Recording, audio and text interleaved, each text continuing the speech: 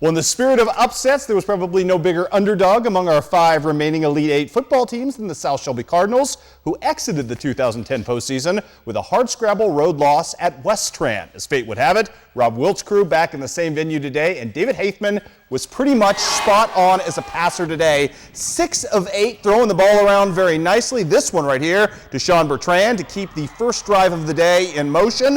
Later, it would be Haithman again, this time going up top to Wes Mefford, who had himself a heck of a nice day. Mr. Haithman throwing the ball very, very well this season, and this, my friends, would keep the drive moving. And then it's Sean Bertrand doing the heavy lifting on the ground, finished with 226 yards on the day. None harder than this, where he fights his way all the way down to the 1-inch line. You know what? Rob Wilt's going to let him finish the job right there and give his team the early lead in this ball game at 7-0.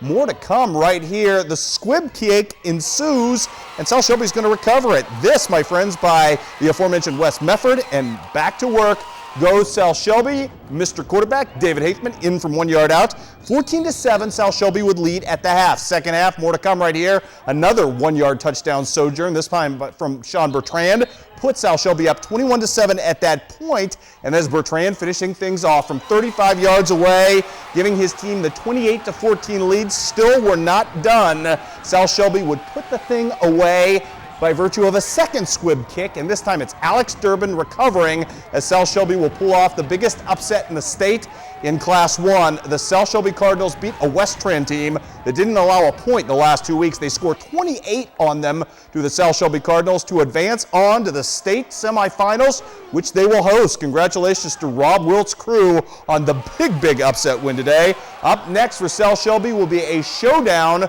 with East Buchanan, who upset Wellington Napoleon today, 36-29. Again, that game set for 1:30 in Shelbina next week. We'll talk much more about that coming up later this week as well. How about the Macon Tigers on the road to Blair Oaks today? Tough road trip for the Tigers, scoreless. After 1 quarter, it is Dylan Perrin, after a long completion, getting to end the drive and put his team up 7-0 on the 1-yard quarterback sneak. The Falcons, though, they would answer. 4th and goal from the 3. Daniel Castillo finds Trevor Bax wide open in the end zone.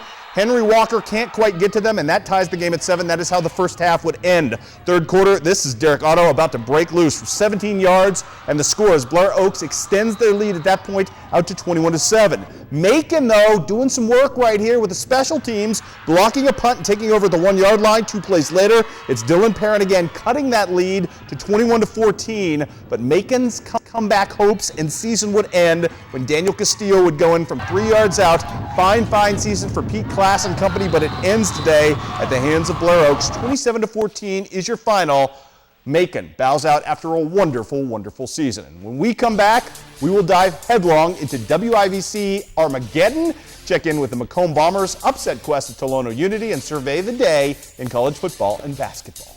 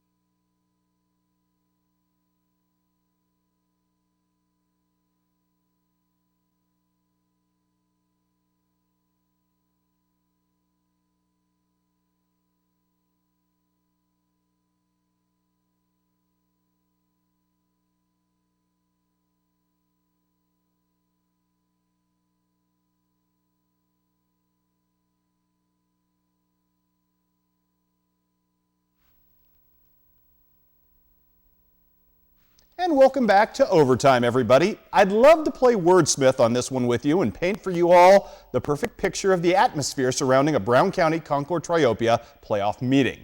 But I've been trumped on that front by Brown County tailback defensive end Alex Shepard, who encapsulated it far better than I in a simple tweet today. And here's what he said. This is what the ending of Scarface should feel like. That is awesome and right on point. So in that spirit, say hello to my little recap of WIVC Armageddon. Coaches always say, what makes a good team is we got to adjust to adversity, and respond well. And, one of our mottos is bend, don't break, and I think we did a good job of that today. Well, we're a family, we're a team, no matter what. I mean, we did it for them. We did it for Coach Little. We did it for Tim. We did it for them because we knew we had to come out and do right by them and win this game.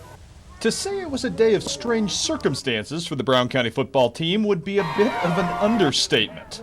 On Friday night, head coach Tom Little was stricken with a severe migraine and was still feeling the ill effects of it today, so much so that he turned the play-calling duties over to assistant Ben Elefritz. And then on a seemingly routine defensive play, the Hornets would lose their starting quarterback, Tim Woodward. It was a little uncomfortable at first. I mean, I haven't taken a snap under center all year, and a little bit of jitters at first, and once we got things going and started feeling more comfortable, it was all right. Well, Alex Shepard did a remarkable job transitioning from tailback to quarterback in about a nanosecond. Every offensive storyline of the day on either side of the ledger was trumped by the other team's defense. Triopia would be the first team to notch a first down in this game, 2/3 of the way through the first quarter on this Huddleston to Yale completion on 3rd and long. The drive, however, would go nowhere. Brown County's ensuing possession went nowhere either, thanks at first to a big stop from freshman defensive tackle Jordan Smith, as well as this finishing pop from linebacker extraordinaire Blake Richardson. The Hornets' very next drive marked the first serious scoring threat of the game, powered by this gritty run here from Rick Logston. But on 4th and 7 in the red zone, Triopia safety Derek Shoney showed why he's receiving all-state consideration with this threat-averting INT. Terry Shear tried his best to squelch the ensuing Triopia possession, but Tanner Huddleston had other ideas, this long run putting his team into the red zone late in the first half. But with Triopia facing 4th and 2 at the Brown County 32-yard line, it would be up to Brown County linebacker Sam Hendricks to play the hero and send the game scoreless to the intermission. We read guards, and the guard pulled for the sweep, and honestly, I played the play wrong, but I got after it from the backside, and he slowed down, and that just gave me enough time to get to him. The second half picked up just as physical and fun as the first half left off. Check out the pancake block here by Austin Gooding as he delivers it against John Love to free quarterback Alex Shepard. The Hornets drive would stall, but immediately following a Luke Gregg, the Hornets play opportunists, with Justin Volk snaring this interception of Tanner Huddleston. BC's joy was short-lived, however, as 3 plays later, it's Jansen Yale returning the favor. But just when it looked like momentum had swung in favor of the Triopia Trojans, Alex Shepard would turn in what turned out to be the most important and meaningful play of the game, and he did it from the defensive standpoint, stripping Derek Shoney right here on the fly, grabbing the football, and giving the Hornets position in the red zone, leading to this.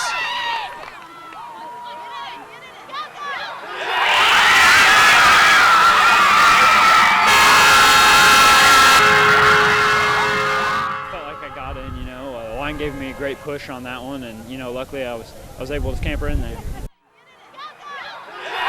The Hornets had seized the 6-0 lead, and from that point forward, the 2 best 1A defenses in the state did exactly what they do best.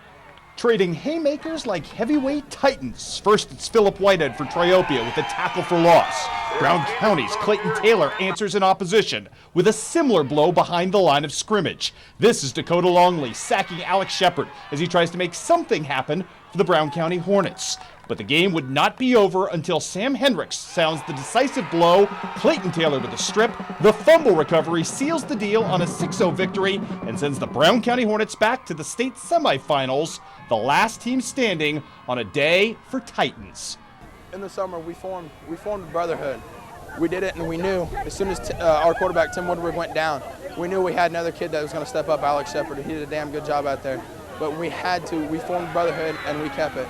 Our coaches do a great job of letting us know, scouting them, seeing what we have to stop and what we have to do as a defense to keep them off the scoreboard. And we really showed up this week more than we have all year. I'm really proud of everybody on our defense. They're a great team. I have tons of respect for them. Coach Thompson's great.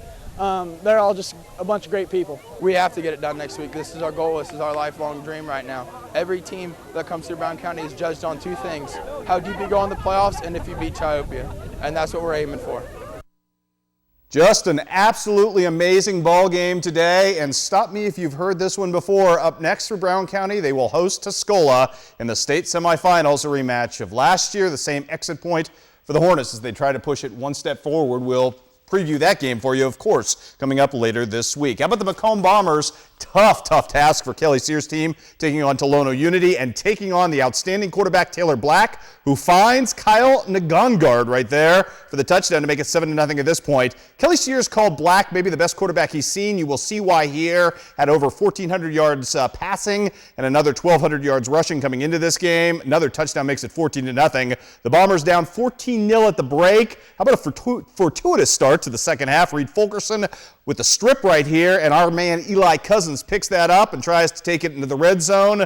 Unfortunately for Macomb, they could just mount no offense until it was too late in this game. This time, it is Taylor Black to the air again, this time to Austin Finneker, who's going to go the distance. This kid can flat fly, made it 21-0. Macomb's fine season comes roaring to a halt as they lose to Tolono Unity, 35-7. Great year, though, for Kelly Sears and company, bouncing back the way they did. Let's talk some college football on the day. Bill Listener's last home game was not a winning endeavor as Quincy University loses to Walsh 27-23. Interceptions, the difference in this ball game, including a pick six late in this ball game that proved the margin of victory for Walsh. Also, Culver Stockton ends its season 1-10. They lose to Benedictine 69-10 today. The news no better for Western Illinois, which could mount no offense until late against South Dakota State. 27-7 is your final. Nico Watson, I think we misspelled that. Nico Watson with 170 yards rushing in the start for the freshman today. How about the Western men's basketball team making its debut at Dayton and debuting strong in the first half? This is Tommy Tyler with a nice bucket. Spurred off a shooting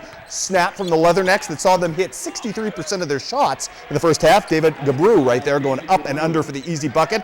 How about Tommy Tyler with a tough take down low, the and one bucket, Band-Aid in the three-point play. And then it's the newcomers, Terrell Parks, the junior college transfer. Nice give and go action right there. And then how about the freshman, Rebby Roberts Burnett? A tall glass of Remy for you right there as he knocks that down. At the end of the first half, though, Josh Benson with a dunk right here for the Dayton Flyers. That gives them the lead, 41-39 at the half. Again, Western down just 2 at the half. Second half was a whole different ball game for Coach Molinari's group. We will take you to the second half now, and you will watch things go awry in a big-time way. Matt Cavanaugh posting up easy, getting the bucket there. Then it's Josh Parker making some things happen on the nice little move right here. Wide open and free and unabated to the glass. And then it's Josh Benson dunking down Western hopes as Western gets killed in the second half. 87-58 is your final in Western Illinois' debut. Elsewhere today, the John Wood men were winners up at Ottumwa over Mid-Michigan,